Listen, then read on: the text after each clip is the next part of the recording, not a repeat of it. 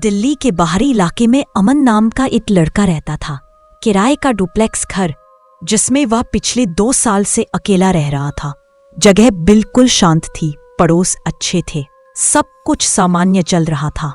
बस 1 महीने पहले उसके घर के बाहर से साइकिल चोरी हो गई थी। उसी दिन अमन ने सोचा कि अब सिक्योरिटी कैमरा लगवा लेना चाहिए। उसने एक साधारण सा मोशन डिटेक्शन कैमरा खरीदा जो हलचल होते ही फोन पर अलर्ट भेजता था। उसने उसे ड्राइंग रूम में लगा दिया। शुरू में सब ठीक रहा। उसकी बिल्ली आती जाती तो अलर्ट आता, वह देखता और डिलीट कर देता। लेकिन 1 हफ्ते बाद अजीब चीजें शुरू हुई। सोमवार को ऑफिस में बैठा था, तभी अलर्ट आया। वीडियो खोला तो ड्राइंग रूम खाली पड़ा था। उसने सोचा सिस्टम गड़बड़ कर रहा है। मंगलवार को भी यही हुआ। बुधवार को अलर्ट बढ़ गए। गुरुवार तक तो वीडियो करप्ट आने लगे, तस्वीरें टूटी फूटी, आंखों को चुभने वाली। शुक्रवार को उसने कस्टमर केयर को कॉल किया। उन्होंने सब रीसेट कराया, वाईफाई चेक कराया और कहा कि शायद पुराने वायरिंग से इंटरफेरेंस हो रहा हो। अमन ने मान लिया। वीकेंड में अलर्ट आना बंद हो गया। वह निश्चिंत हो गया। लेकिन सोमवार की सुबह उसने फोन खोला तो चौंक गया। रात 2 बजे से 5 बजे तक लगातार 37 अलर्ट आए थे। वीडियो सब करप्ट थे, लेकिन कुछ में ऑडियो था। ज्यादातर तो खामोशी, लेकिन 3:22 AM वाले में किसी की धीमी गहरी सांसें। अमन को तुरंत समझ आ गया ये उसकी ही सांसें थी, क्योंकि उसे हल्का सा स्लीप एपनिया था। हर सांस के अंत में जो अटकन आती थी वही इस रिकॉर्डिंग में थी। लेकिन यह संभव कैसे था? कैमरा तो ड्राइंग रूम में था और अमन अपने बेडरूम में सो रहा था। इसका मतलब उसकी नींद की सांसें ड्राइंग रूम में रिकॉर्ड हुई, और ऐसा तभी हो सकता है जब वहां कोई हलचल हुई हो। उसने अगली सुबह पूरा घर चेक किया। दरवाजे, खिड़कियां, हर कोना सब बंद थे। कोई भी घुसा नहीं था। फिर भी हर रात अलर्ट आते रहे। अब ऑडियो में उसकी नींद की बातें भी रिकॉर्ड होने लगी। ऐसा लगता मानो वह किसी को जवाब दे रहा हो। अमन कभी नींद में बातें नहीं करता था। उसने अपने एक्स गर्लफ्रेंड को कॉल करके रिकॉर्डिंग सुनाई। उसमें साफ कहा, 3 साल साथ रहे पर तुम्हें कभी नींद में बोलते नहीं सुना। अब अमन को शक होने लगा। शुक्रवार रात उसने तय किया कि वह खुद जाग कर देखेगा। ड्राइंग रूम में लैपटॉप और फोन लेकर बैठ गया और लाइव फीड पर नजर कराए रहा। रात 1:47 पर अलर्ट आया। स्क्रीन पर सब शांत था। अमन खुद सोफे पर दिख रहा था, कोई हलचल नहीं। फिर भी फोन बज उठा। वीडियो करप्ट था, लेकिन 3 सेकंड का ऑडियो था। उसकी अपनी ही आवाज, हाँ मैं बुधवार तक भेज दूंगा। ये वही लाइन थी जो उसने दिन में दफ्तर के कॉल पर बोली थी, लेकिन आवाज सपाट थी, जैसे कोई उसकी नकल कर रहा हो। उसे अब समझ आने लगा, सभी ऑडियो क्लिप्स में उसकी आवाज थी, मगर थोड़ी अजीब, थोड़ी नकली। शनिवार को उसने दूसरा कैमरा बेडरूम में छुपा दिया। अगली सुबह देखा, ड्राइंग रूम वाले कैमरे से 43 अलर्ट, सब नींद की आवाजों वाले। लेकिन बेडरूम कैमरा पूरी रात एक बार भी एक्टिव नहीं हुआ। मतलब ये आवाजें रियल टाइम में रिकॉर्ड नहीं हो रही थी। और फिर वह पुराने क्लिप्स से मिलान करने लगा। सोमवार की सांसें असल में पिछले गुरुवार की थी। बुधवार की नींद बातें मंगलवार को मां से हुई बातचीत के टुकड़े थे। कोई उसकी पुरानी बातें इकट्ठा कर रहा था और उन्हें वीडियो में जोड़ रहा था।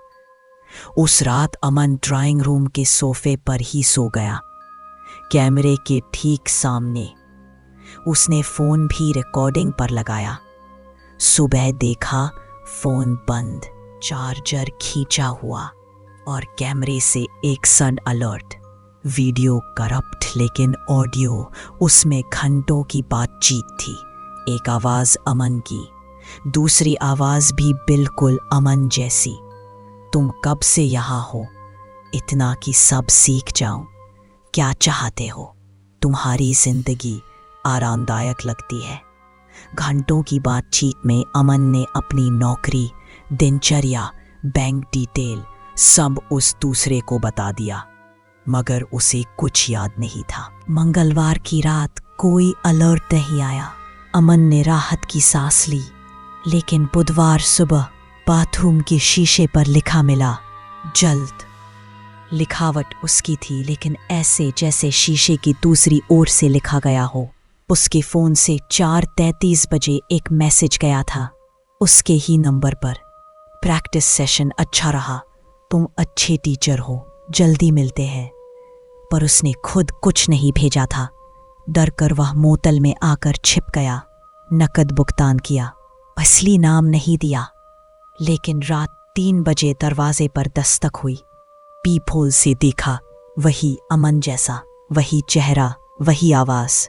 मुझे पता है तुम जाग रहे हो, उसने कहा, हमें बात करनी है।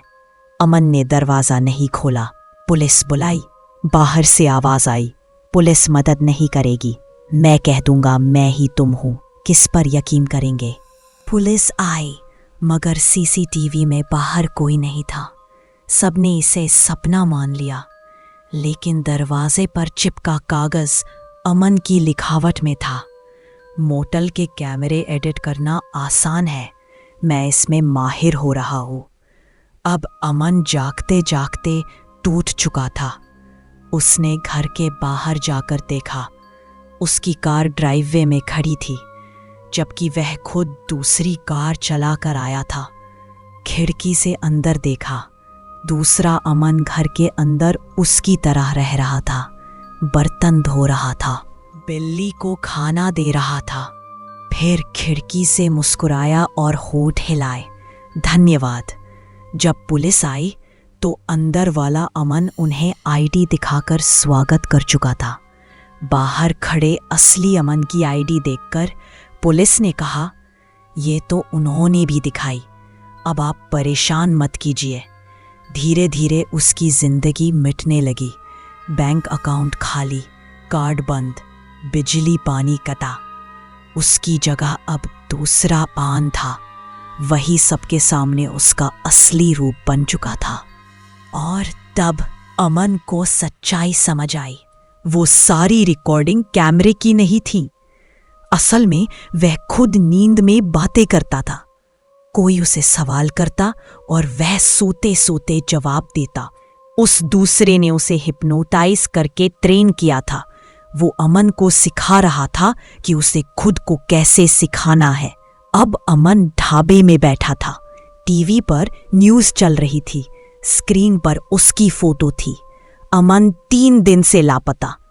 और सामने दूसरा अमन कैमरे पर रोते हुए बोल रहा था, मेरा जुड़वा भाई मानसिक परेशानी में है, उसे ढूंढिए। और अमन का कोई जुड़वा नहीं था, परत था, और लोग उसी पर यकीन कर रहे थे। अमन जानता था उसकी जिंदगी अब खत्म है। वो कहीं गुम हो जाएगा और उसकी जगह कोई दूसरा, वही चेहरा, वही आवाज, वही पहचान सब ले लेगा। तो अगर कभी आपके कैमरे अजीब अलर्ट देने लगे, उन्हें ग्लिच मत समझना, क्योंकि कभी कभी सबसे बड़ा डर कोई अजनबी नहीं होता, बल्कि आपका ही दूसरा रूप होता है।